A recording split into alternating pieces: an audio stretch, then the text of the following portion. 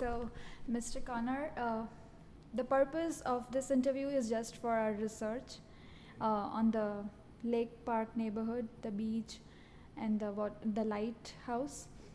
So, we would be using uh, your interview for some of the clips in our documentary, and it will be public, but there is no risk to it. So, this is just for your consent. So, do you agree to it? Yes, I do. Okay. So, Mr. Connor, tell me about your background. My background is education. Is that? Yeah. I've been an educator since 1974. So it's almost 40 years that I've been in education. From middle school, high school, as an administrator, building principal. I retired from all that, and now I'm part-time adjunct at the university level. I teach teachers working on their master's degree in education, preparing them to become an administrator. So, are you a resident of Milwaukee since you were a child? I was born in Milwaukee and resided there for about 8 years, and then we moved to the suburbs. I live in Greendale now. I've been living there for 25 years. So, how come you are a part of the lighthouse activities here? Okay. When I was a child living in Milwaukee, my grandparents lived not far from here, off of Newberry on Murray Avenue. So as a child, when we'd come through Lake Park, it was always an exciting thing, and I would see this lighthouse. Just about the time I decided to retire from being a building principal, I noticed that they were running a fundraiser to restore this place. And I thought I would check back in on that when things were right, and I did. They said they could use help. And so I began to provide tours, and then eventually I became a member of the board. Now I'm an officer on the board of directors. But I still provide tours on Sundays because I meet so many people from around the states, around the world, and it's good fun. Do you have any memories about coming here being a child? Anything specific which others don't know about the lighthouse? Only that the lighthouse was here and that it was still working. The light was still on at that point. Most people in the suburbs did not even know there was a lighthouse here. How long you used to spend time with your grandparents here? Well, I spent time at their house, not here. But you were there in the neighborhood, so you Yes. used to visit places around. Yes, we'd go through this park. And then as a student at UWM, for my master's degree, I was in this area quite a bit as well. Lived on this part of town for a while. And so I saw how this place was starting to deteriorate. Yeah. So do you have any other memory of this house being used as a residence and then it stopped being used as a residence? Yes, when I can you was a describe? child, when we go through the park, it was a residence at that point. And even when I was working on my master's degree at UWM, the Coast Guard was still running it.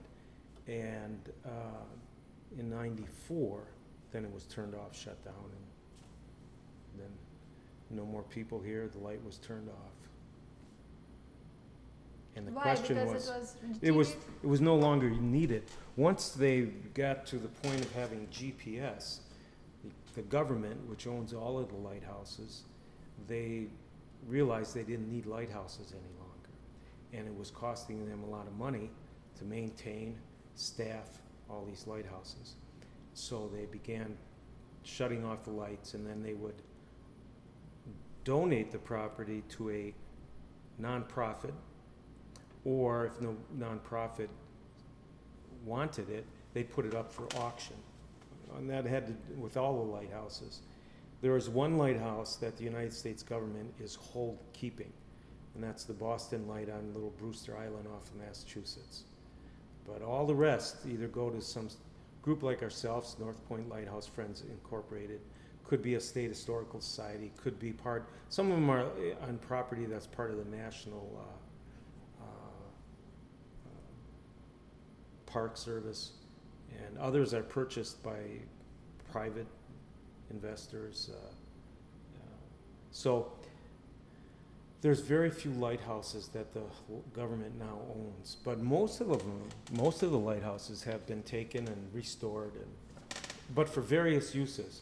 Ours is for a museum, and we try to maintain the history, the importance of the lighthouse, its relation to the city of Milwaukee, and to all those immigrants that came here, and also how it fits into this neighborhood with this North Point neighborhood, the Lake Park, and how all this really fits together along the lakefront, which has always been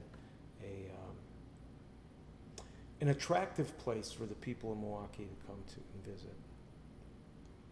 Do you remember any incidents when you decided, or when everybody decided to have this place as a museum or a gallery, and there was some kind of opposition from the people of the neighborhood?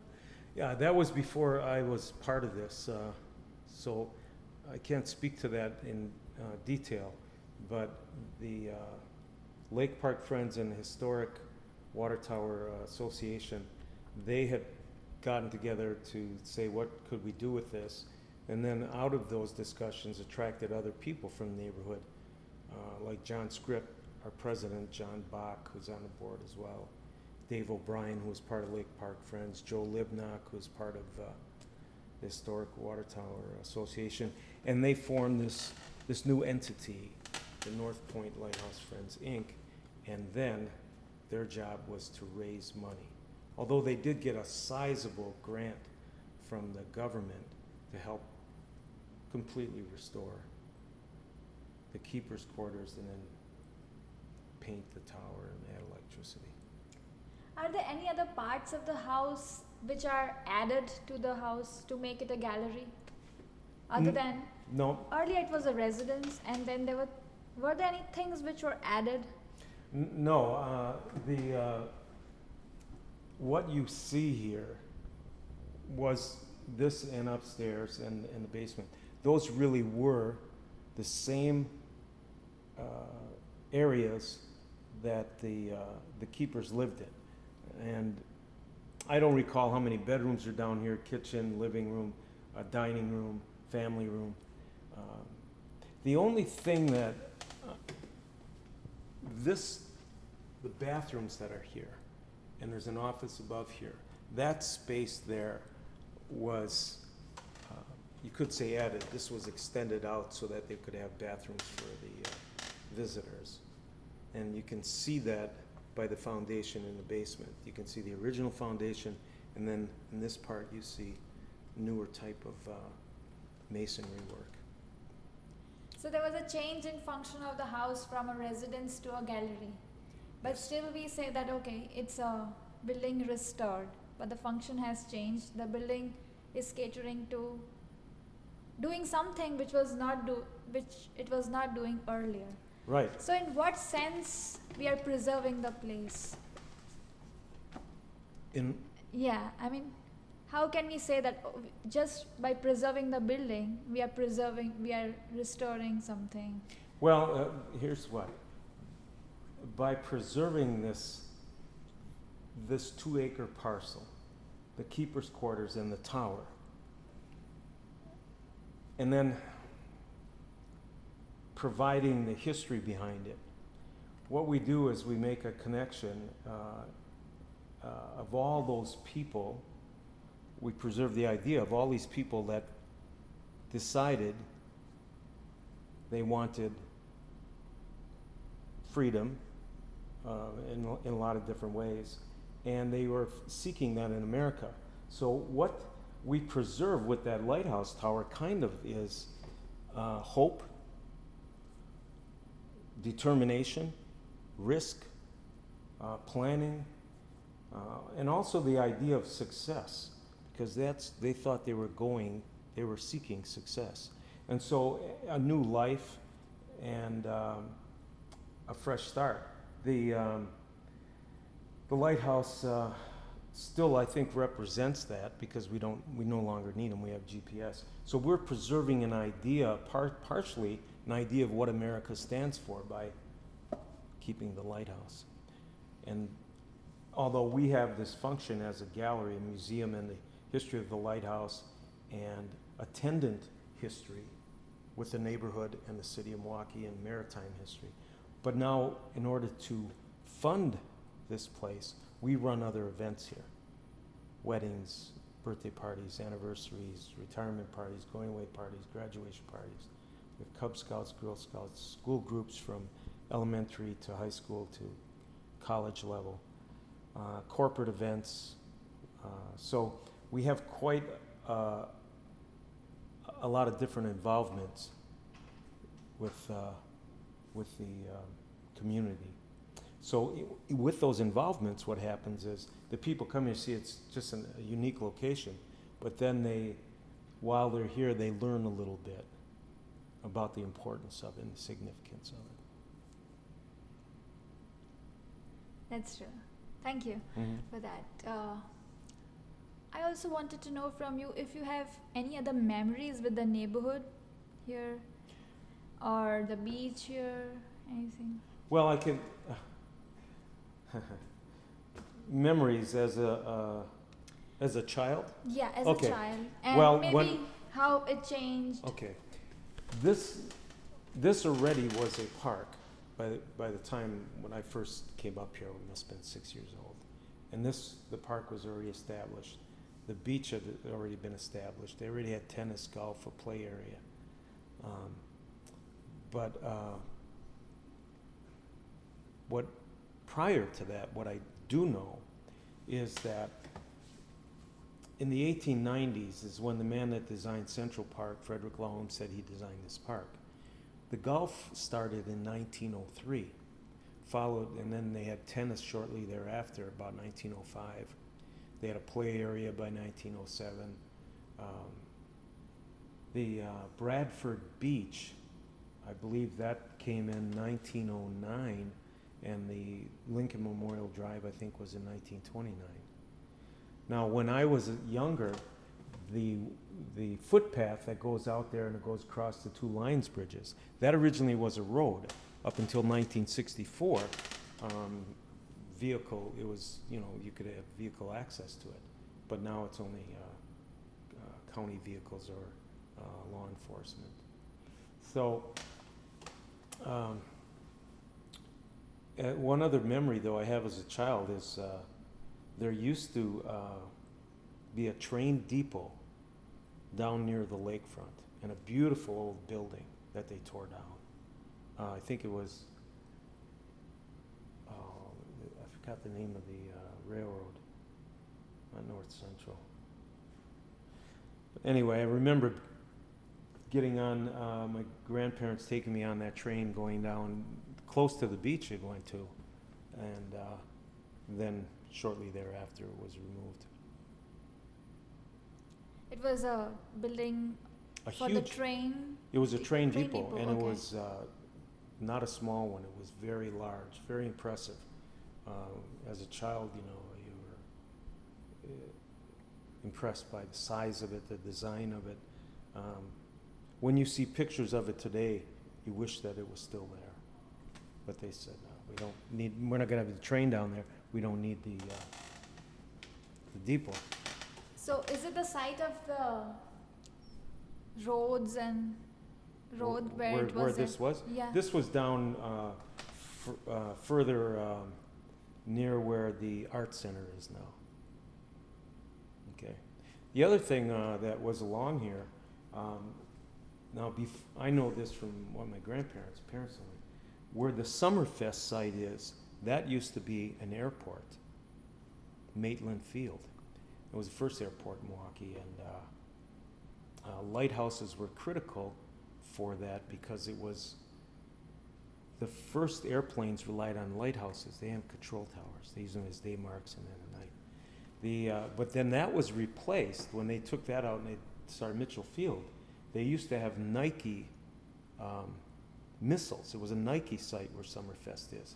And just even when I was a child, to the north of this North Lyons Bridge, maybe about 50 yards, was the radio control tower and the service room for that, for the Nike site.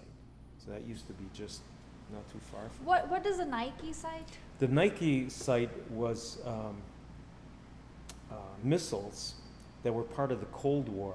And those missiles were large, and many of them, in most places, they would go down into the ground and they'd bring them up. And the whole idea was that if a war broke out with Russia, the Soviet Union, they would use these missiles to go from here northward toward the Soviet Union. And they were not only here, they were along Lake Michigan. And it was important because the Milwaukee, Chicago, Detroit, this area was a large industrial complex. And so they thought this would be a site for the Russians to bomb if a war did start, so they wanted to have all this protection. So And it also was a threat to the Russians. we also got to know from somebody that there was a shooting range here. So is it the same thing? Oh, the shooting range. No, that was a rifle and target range. That was north of here, next to the water treatment plant that's up there and across from the Lake Park Bistro. And it was there for a long time, and then a lot of people complained because they said it was unsafe, because these bullets could go past the target and out to the lake, and there's boaters out there, and then somebody could get hurt. So eventually they closed it. We have also been looking into the matters of the change on the Bradford beach. How it was, and particularly the neighborhood people, they say that it was a quiet beach. Earlier it was unsafe, and then they tried to make it safe, and now they are populating it, and they don't like it. So As a anything child, you the have- beach, there was just the original building that's, I think, from the 60s. The original building was all that was there originally when I was a child.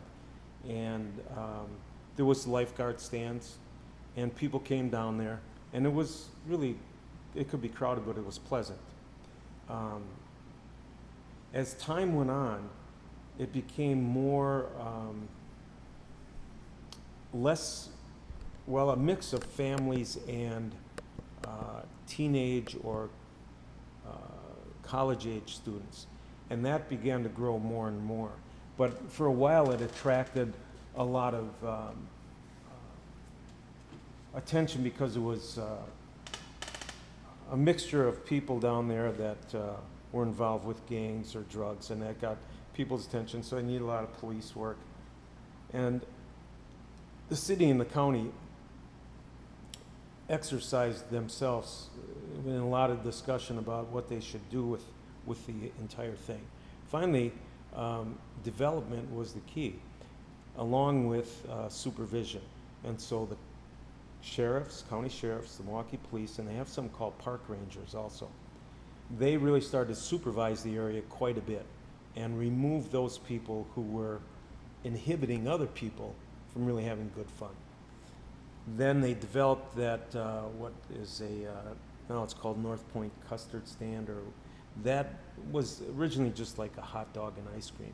But now it's developed very well, I think for Bartolotta's, and it's quality food. The other adaptations they did along the lakefront, they improved the shoreline with a whole lot of large rocks from that underground tunnel. They put in a platform out there with a flag that's further down. They maintained the grass better. They added rentals for water skis, windsurfing, and other kayaks. And so they started to they've changed it. They added volleyball on the beach. They hosted some volleyball, national volleyball tournaments. Milwaukee Magazine has hosted events down there. They've had the strongman competition down there. They're going to do that again this summer. The Spartan event this summer. So what they've done is say they've made it more exciting. But the crowd I think it still attracts families and children, but they attract a lot more people,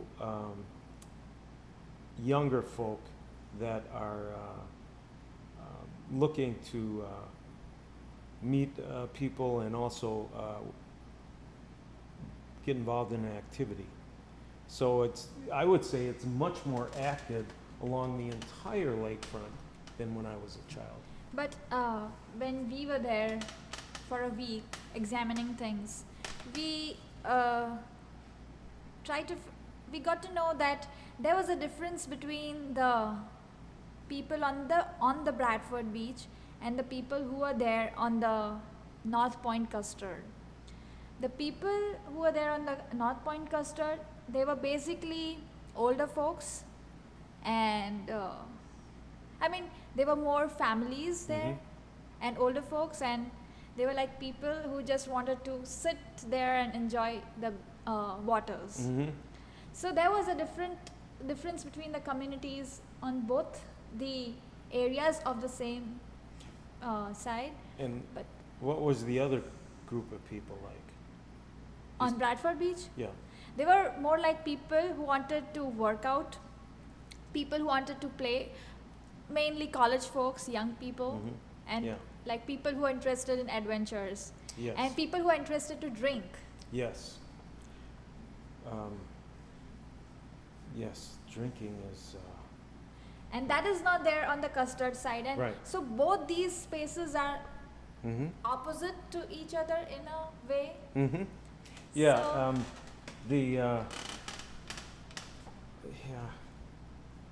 it's always, even when I was a child, the amount of drinking has always been, there's a lot of drinking. So our main question was that when the residents were talking about these places, they were not so happy about things happening on the Bradford Beach, but they appreciated the North Point Custard and Bartolotta's, adding a lot there and things like that. Yes, and I've heard some of those conversations. However, the city of Milwaukee is, when you look at the median age, it's a young city, and you must provide.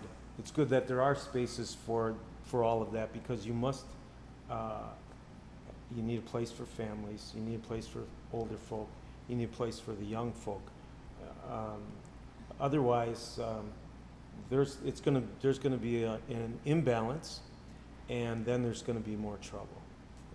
So, yes, I've been down there, and the people on Bradford Beach, they're louder, they're very active, they drink more, but they're in a place that's easy to monitor. It's really easy to monitor for the law enforcement, because they're right there. You know, you got the water and you got the road, and they're in between. So it's easy to monitor. The problem really, I think, might get over to the traffic, because the young folks, they almost all have their own car, and so there's a lot of cars coming and going. When families come down, there's a lot of people in one car, and the traffic situation, I think, is really one of the problems that people, they say it's just so crowded, I can't drive through, find a place to park, you know. And that, if there wasn't so many young people with their cars, maybe we'd have more room, you know. Well, there's enough room, it's just, you have to take your time. Yeah. That's all. No, but the other thing is that the people who are opposing these activities on the Bradford Beach, they were kind of prevented by saying that, all these activities are temporary. Though they look temporary, I don't think they are temporary. I think this developments are going to increase. The development isn't temporary. And then eventually they'll want to improve that original, the original building there, because it's old and needs. Are you talking about the bathhouse? Yeah, there's been discussion about let's improve that. Other people like, let's leave it alone. The way it looks, that's the way it would. But on the inside, it can be improved. But there's, I think there's going to be more development, not less, because for these months, this is so attractive place to go. It's so relaxing for a lot of people just to look out on the lake or go on the lake. And there's so many things here along the lake, the art center, the lighthouse, Lake Park Bistro, this whole park system, the Summerfest grounds, the Discovery World. It's just so attractive that there will be more development. Yeah. Do you remember anything about when the parking lot was added on the lakefront, just next to the Bradford Beach? I don't recall. That has to be 30 years ago, more maybe. It's quite a while ago. Because I was just moving on the beach, on that side, and I had some memories talking to people from the neighborhood, and they said that we always visited the McKinley Beach. We never preferred Bradford Beach. Mm-hmm. And I was just going there, and I could figure out that, okay, this paving for the parking, it looks old. It doesn't look new. So was that a step for a physical difference adding a physical difference between the Bradford Beach and the McKinley Beach? I don't know that was a step to do that. I think that had more to do with the topography, the land itself, and with the concerns with erosion. It turned out that way, maybe, but I don't think that was an intent. I doubt it. One of the other things that happened on the lakefront, where the Coast Guard station used to be, and it was removed, there's a huge grassy area there. Now there's like a gazebo and an area where people can gather. And that gets a lot of use now. They have rugby games there. That area where the Coast Guard station was, there's a big patio underneath it, and people can gather there for a party or what have you. So I see more people over in that area. Also, they put that footbridge across, which street it comes from, but the footbridge that comes down, they put in some sculptures. That really helped. People do a lot of walking on this part of town, and that allowed people to walk from the east side streets right down to the lakefront. That helped. The Altera Coffee Shop, which is the original pump station, that's been really popular. And it was a good way to preserve that site. That pump station is part of actually it's part of a disaster that happened out on the lake, the Crib disaster. But they had the largest screw pump in the world in that place. I think it still is. Of course, they don't use it anymore. So there's a good example of preserving a building for what it represents, but then changing its use to, like what we're doing, get people to come down to the lakefront, and once you're down here, then you not only see that, but you see a whole lot of other things are available for you to participate in or just appreciate. I wanted to know from you where else you're involved other than the lighthouse, or just I want to know more about your involvement with the lighthouse, and when did you start, and what made you in detail decide to do something for this place? let's see, that would have been 2008. I got involved with the lighthouse, and I had the time because of what changes I made in my career, and I wanted to be a part of something that was worthwhile, and an opportunity to give back to the community, people appreciate something that was truly unique. And this is it. This is the only place like this. And it's located in such a beautiful place. So, and I have a real deep appreciation of history and architecture, so this just, and about the history of Milwaukee, and so it all fit together really nicely. And the people involved here that I met, they have a passion, they have a purpose, and their participation is constant in keeping this place maintained and marketing it, keeping the idea alive of what a lighthouse stood for. So it just was just right. It was a fit. So what did you do? What kind of help you provided? Well, what I started to do, they were open. They had just reopened the place in 2007, and they were opening for tours just on Saturdays from 1 to 4. And I said, I think you should really be open on Sundays, and I'll do that. And so then we made it a Saturday and a Sunday. So what I did was open it another day to get more people exposed to it. And since then, well, our number of visitors has really doubled. And the more people that come through here, the more people are interested in using it for other venues, for other ideas, other events. So that was basically what I did. And then I developed the tour to provide tours that were really detailed. So whether some groups want a 15-minute tour, some want a half-an-hour tour, some want a lot of depth and a lot of connections, or some want a specific type of information. Like you get a group of engineers in here and they have certain things that are more interesting to them. Or you get some social scientists and they want to know more about the multi-ethnic connection of the immigrants that were coming here. And so it all really was appealing to me.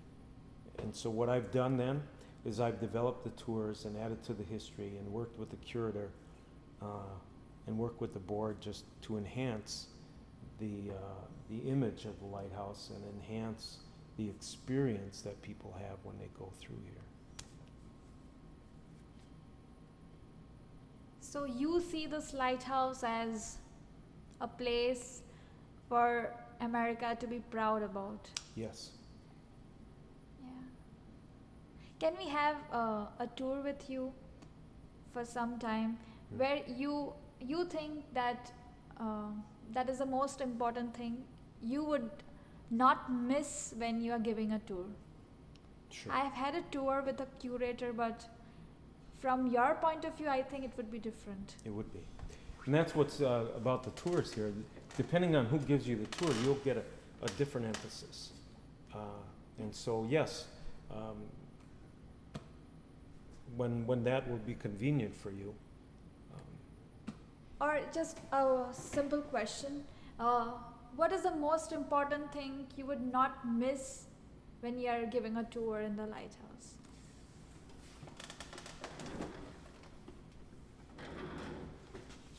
The tower.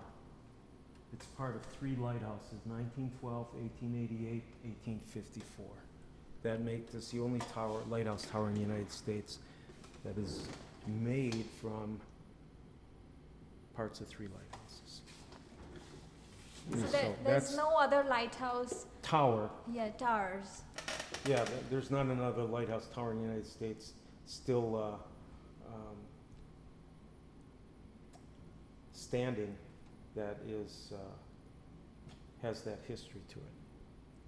It's also the other thing that we always point out, it's the only lighthouse station within a Frederick Law Olmsted Park. So I'm giving you more than one, but there's one other thing that makes it unique. the longest serving keeper here was a woman. And they didn't hire women. They hired men and gave them that uniform. But now and then, they couldn't find a man, and a woman filled in, and rarely, most time it was the spouse. On 6 occasions in the history of the United States, a daughter took over. That was really rare. That's what happened here. Well, all 6 of those daughters that took over went on to all 6 went on to do over 30 years, putting you in the top tier of lighthouse keepers. And so those 3 things I always make sure that people are aware of. I've had the tour, so yeah, I Mhm. mean, I can understand and I can figure out things.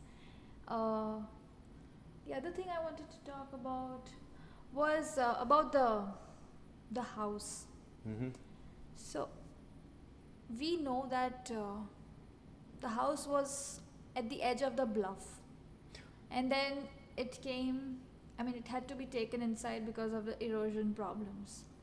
So was it when Olmsted did the park? So was that house a plan of his, or then The it one is a- that, yeah. which one? The one that fell down the bluff? Yeah. No, that occurred before Olmsted came here to put in his park. And that was about 150 feet that way, Cream City Brick Lighthouse. That was built in 1854, and by 1884, they could tell they weren't gonna be able to save it. This site was put in 1888, and then Olmsted, shortly thereafter, right around 1890, 92, 93, he was down at the Chicago World Fair, Columbian Exposition, doing landscaping. They got him to come up here, him and his brother, and design this park. So the one that fell down the bluff from erosion had nothing to do with Frederick Law Olmsted. The new house. This one. So the whole tower was also designed as a new thing. The tower was new, yes. This was the tower in 1888, right? These two. This piece was from the part that fell in. They kept that in that big lens, and then they built this new tower with rectangular windows, bolted cast iron, and that was fine. But this became a park, and all those trees they put in grew up and blocked out the light. So then they had to do that thing where it's they tried a lot of different options, a light ship, put in the breakwater light, talked about building a new lighthouse a little bit further north. Finally they said, no, we'll build a new base of riveted steel and we'll put this all on top of it. And that's what they did, and it worked out just fine. It's the 4th highest tower on all of the Great Lakes. So Now when I say 4th highest tower, I mean how many feet it's above Lake Michigan, because the tower itself is only 75 feet approximately. But we're on an 80-foot bluff here. So when you're up at the top in the Lanthroom, you're 155 feet over the lake. There's 3 other lighthouses that have a focal length that's greater than that. So the top part of tower is the only thing which was taken from the other house Well, and added here. and the big lens. Yes. That and the tower are the only thing that's from the lighthouse that was made of Cream City brick that fell down the cliff, right?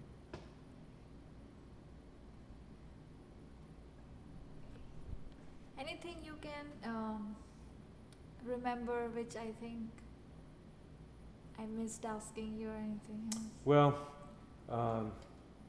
Anything here's- about the lighthouse or? yeah, this is interesting. When storms come, lighthouses always survive. If you noticed when the big hurricane hit New Jersey, in New Jersey, the oldest continually operating lighthouse in the United States is right in Sandy Hook, New Jersey. That hurricane didn't knock that thing down, nor any around the world. You find lighthouses all the way back to the one in Galicia, Spain, built by the Romans in the 2nd century. These things are built to withstand hurricanes, tornadoes, thunderstorms, fierce winds, And so it's a beautiful, I think it's an attractive building, the architecture. It's unique, but it's also very strong. You know, and so that's one of the things. And I've been in that tower when it's been really severe storms. It doesn't move there. You don't feel anything. Earthquakes will take anything, any building down. They'll take a lighthouse down, but they are. So that's another symbol. They're a symbol of durability, stamina.